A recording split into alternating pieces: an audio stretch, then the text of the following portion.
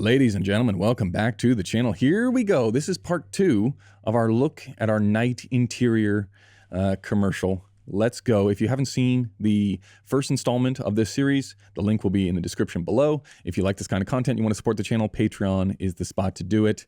Lots of little goodies over there, lots of behind the scenes, basically more cinematography than you could possibly imagine has ever been created, more education.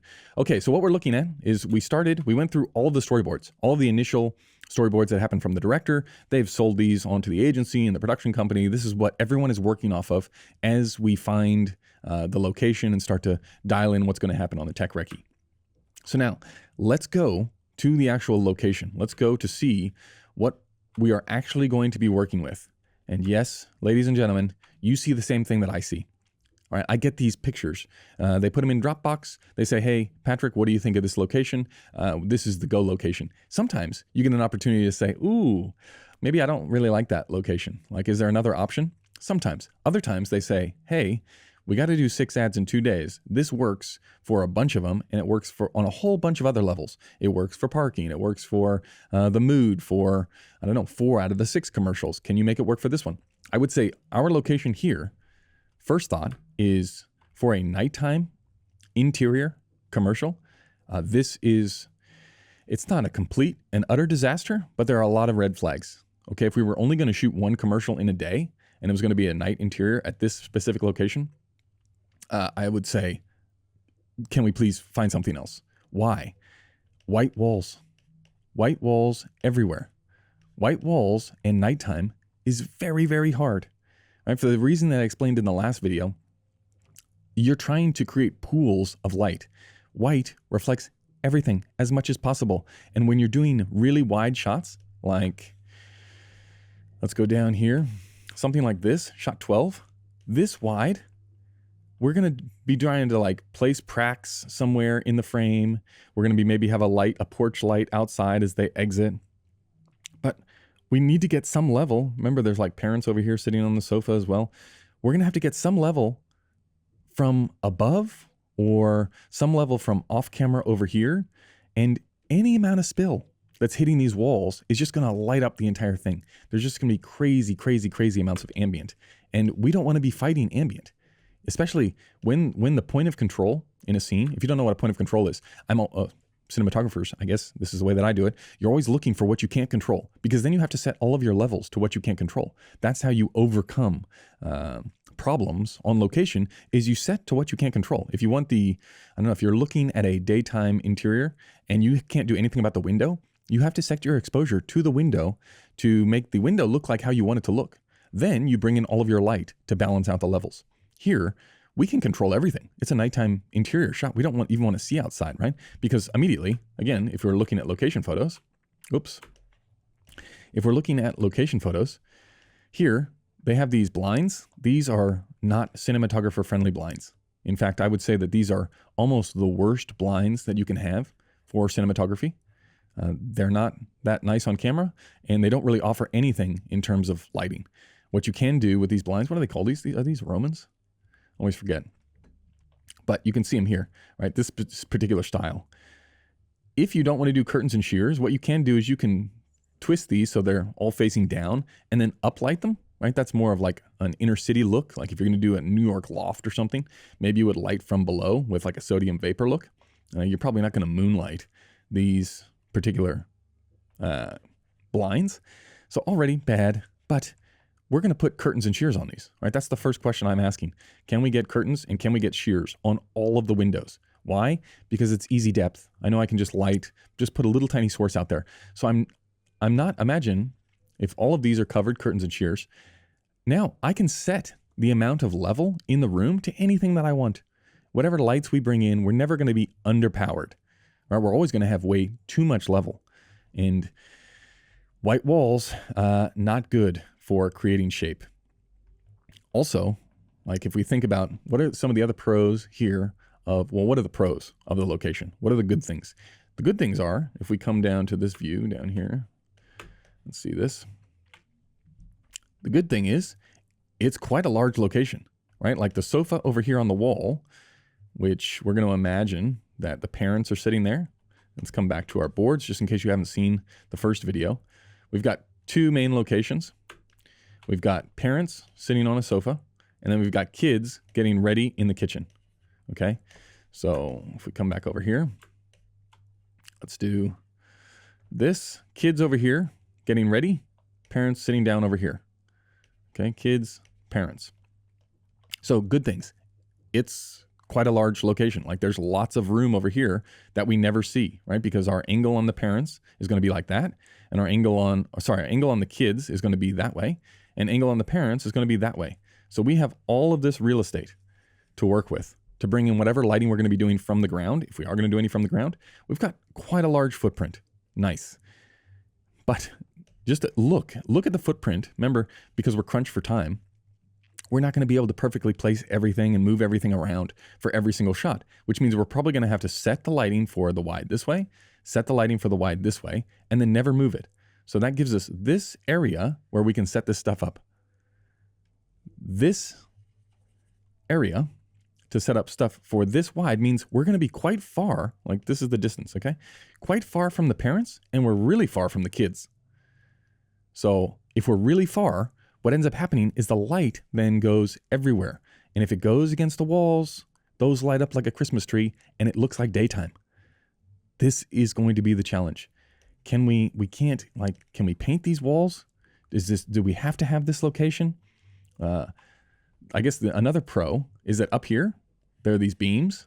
Now that means that we can just clamp. If this is like solid wood, which is something we're going to see on the Tech Scout day, if this is something we can clamp to, well, now we can create little pools of light from above, right? That's a big, big plus because now we don't have to light from so far away on our wide shots.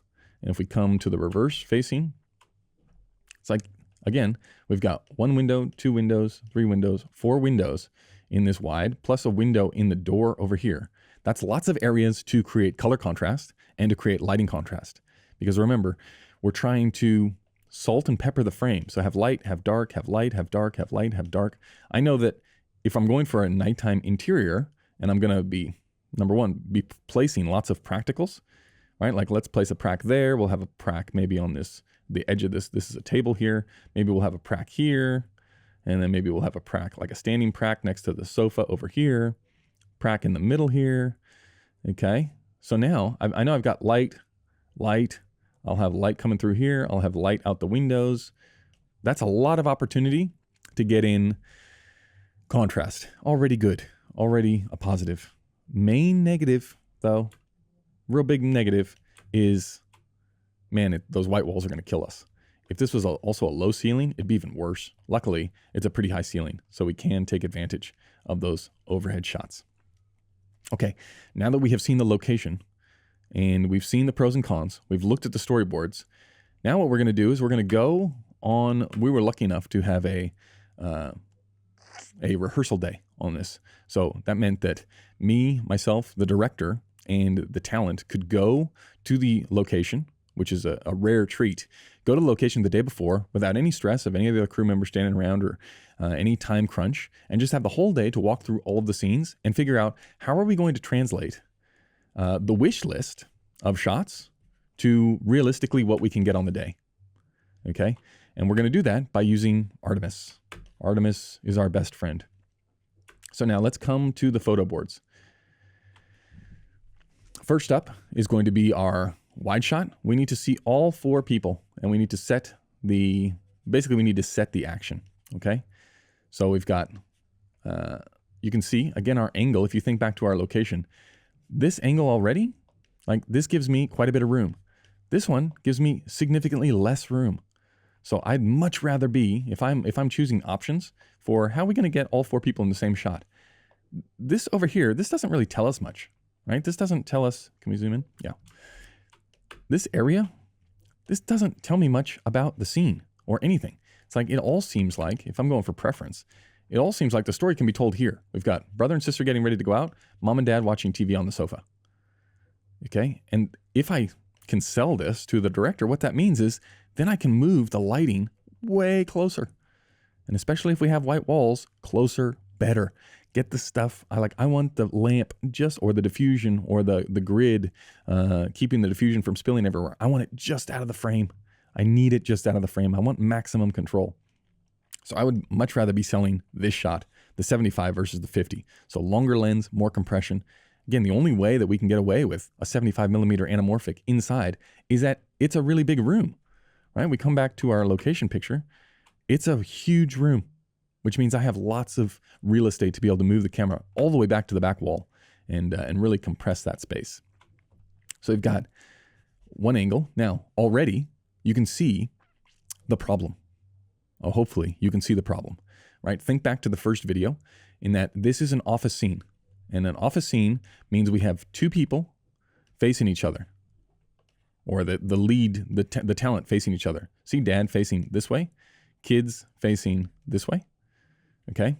So dad is on frame left. Kids looking right to left. Dad looking left to right. Now, the problem is all of our space, actually we can use this still, all of our space over here to do the lighting, right? We can do a big softbox. We can, maybe if we, in the wide shot, if we're lighting from above, we've got room over here to, once we come in for the close-up, like we can light from the ground and just make it wrap a little bit more. So let's go to this example here.